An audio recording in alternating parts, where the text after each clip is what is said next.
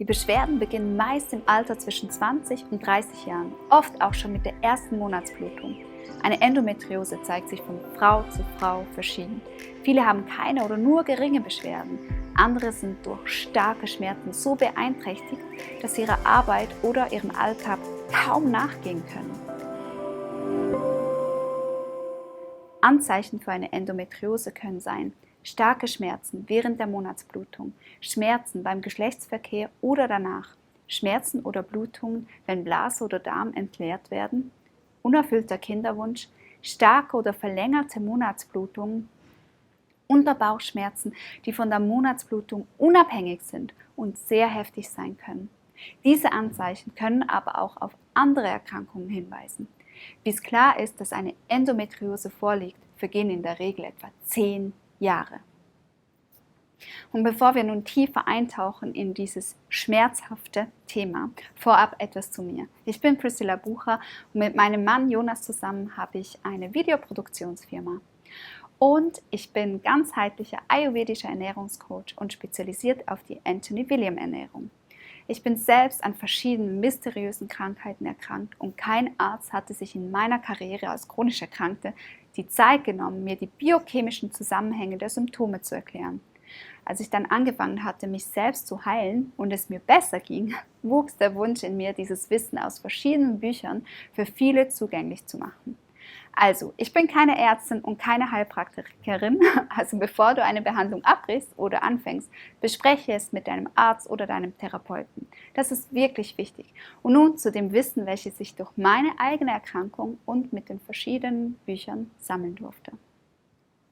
Die Wissenschaft weiß heute, dass Zellen des Endometriums, also der Gebärmutterschleimhaut außerhalb der Gebärmutter, zu wachsen beginnen und sich so zu schmerzhaften, wirklich schmerzhaften Zysten entwickeln können. Aber wie genau kommen diese Zellen eigentlich aus der Gebärmutter? Die Gebärmutter ist eine Beschützerin des Lebens. Das ist sehr wichtig, denn wenn ein Baby heranwächst, muss dies an einem sicheren, geschützten Ort passieren. Die Gebärmutter muss möglichst frei von Toxinen und Giften, Pathogenen wie Viren und Bakterien und Schwermetallen sein. Ja, und die Ursache für Endometriose habe ich aus den Büchern von Anthony William zusammengefasst. Und das sind nämlich aus seiner Sicht Gifte, denen wir täglich ausgesetzt sind. Eben zum Beispiel Fungizide, Pestizide, Herbizide, Schwermetalle, Parfüms, Gifte aus Lacken, Benzin etc. etc. Und aber auch vererbte Gifte. Gifte werden via Ei und Sperma an die nächste Generation weitergegeben. Sie können in die Gebärmutter und somit in die Endometriosezellen gelangen. Da die Gebärmutter möglichst rein und sicher sein muss, muss sie alles loswerden, was Probleme verursachen könnte, um für den Fall einer Schwangerschaft das Baby vor Schadstoffen wie zum Beispiel Viren und Schwermetallen schützen zu können. Also absolut sauber und rein zu sein, ist das Ziel unserer Gebärmutter. Und dabei ist sie unentwegt daran, unsaubere, mit Schadstoffen belasteten Zellen aus dem Uterus herauszubefördern. Dies tut sie über die Zellwände. Nun ist es so, dass Endometriosezellen einen großen Überlebenswillen und viel Lebenskraft in sich tragen. Sie enthalten sehr viele Informationen, auch die Informationen, wie sie wachsen können. Schließlich sind es die Zellen, die für die Entstehung von Leben verantwortlich sind. Die Endometriosezellen wachsen aber nicht von selbst. Sie werden getriggert. Denn Krankheitserreger ernähren sich gerne von diesem Gift, welche die Endometriosezellen enthalten. Also die Endometriosezellen werden zur Nahrung für diese Pathogene und so zum Wachstum getriggert. Zysten oder Verwachsungen können nun entstehen. Im Körperinneren ist nicht viel Platz, alles ist dicht beieinander und eng. Wenn dann während der Menstruation oder auch während dem Eisprung alles etwas anschwillt, drücken diese Verwachsungen außerhalb der Gebärmutter, zum Beispiel im Darmbereich, unter anderem auf die Nerven, was zu großen Schmerzen führen kann. Diese Zellen hängen sich dann an die Darm- oder Beckenwände, die Eierstöcke, die Blase oder die Gebärmutter ran. Für Pathogene, die sich unter Umständen bereits an diesen Stellen angesiedelt haben, sind die von der Gebärmutter ausgesonderten Zellen wie ein Weihnachtsgeschenk.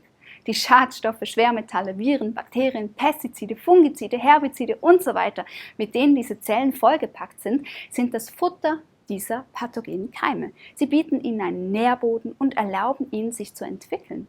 So entstehen dann Zysten und erhobene Stellen, die Druck auf die Zellwände des jeweiligen Gewebes ausüben können. Ja, und wie entstehen nun diese Schmerzen bei Endometriose?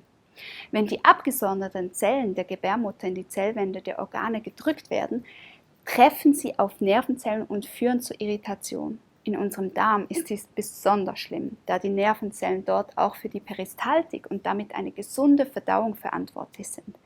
Darmspasmen sind ein Grund dafür, dass viele Betroffene während ihrer Periode auch unglaubliche Schmerzen beim Gang zur Toilette haben. Solche Irritationen bringen unser Körpersystem komplett durcheinander. Ja, ein weiterer Grund für die Endometriose-typischen Schmerzen und Krämpfe sind die Entzündungen. Wenn der Druck auf bestimmte Gewebestellen extrem groß wird, entstehen dort auch Entzündungen. Viele Frauen leiden vor oder während ihrer Periode auch unter Wassereinlagerungen. Diese können das Druckgefühl im Körper unter Umständen noch verschlimmern und zu vermehrten Schmerzen führen. Während meiner Periode blutete ich jeweils sehr stark, über 7 Tage lang. Ich konnte meinen Menstruationscup in den ersten Tagen jede Stunde wechseln. Ich blutete aber nicht nur. Es gingen regelrechte Schwämme ab. Klebrige, dicke Klumpen, immer wieder, jeden Monat aufs Neue. Als ich meine Gynäkologin und meinen ersten von meinen Schmerzen, den klumpigen Abgängen, den starken Blutungen, den Wassereinlagerungen erzählt hatte, ja, ihr hört richtig, ich war bei mehreren Gynäkologen und Ärzten. Aber das Einzige, was sie mir sagten, war, sie würden ohne Ultraschall nichts Auffälliges sehen, ich soll einfach die Pille nehmen oder Antidepressiva. Ja, liebe Gynäkologen und Ärzte, danke. Danke fürs Nicht-Ernst-Nehmen. Danke für eure symptomunterdrückenden Vorschläge. Danke, dass ihr mir durch euer Nichtwissen beigebracht hattet, in die Selbstverantwortung zu gehen. Das war das größte Geschenk, zu lernen, dass ich mich selbst heilen kann.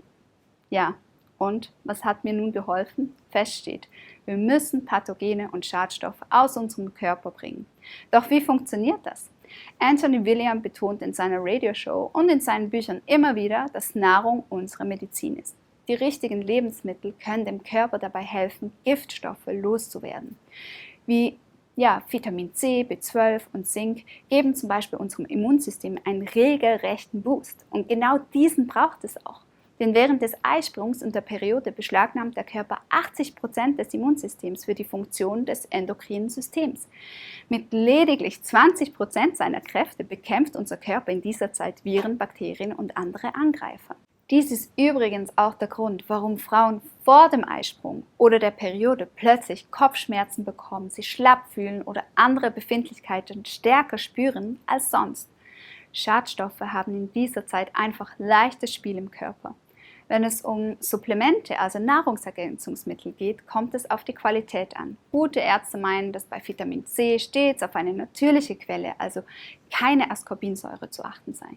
Vitamin B12 sollte immer 2 Komponenten enthalten. Und da ich wirklich nicht gut bin, diese komplizierten Komponenten auszusprechen, habe ich sie in die Videobeschreibung getan.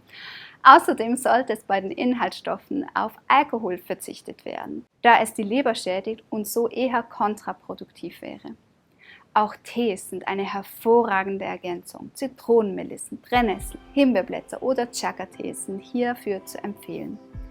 Gerstengrassaftpulver und hawaiianische Spirulina helfen dem Körper ebenfalls zu entgiften.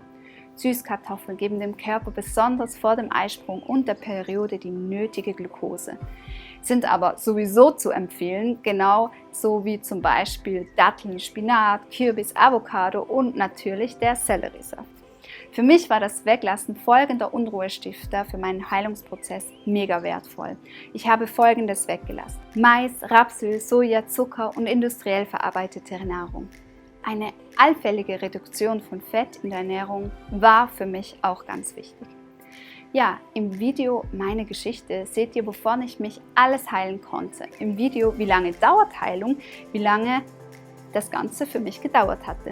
Gerade meine hormonellen Beschwerden haben ihre Zeit gebraucht. Ich litt noch mehrere Monate an Periodenschmerzen, hohen Blutverlust und Kopfschmerzen.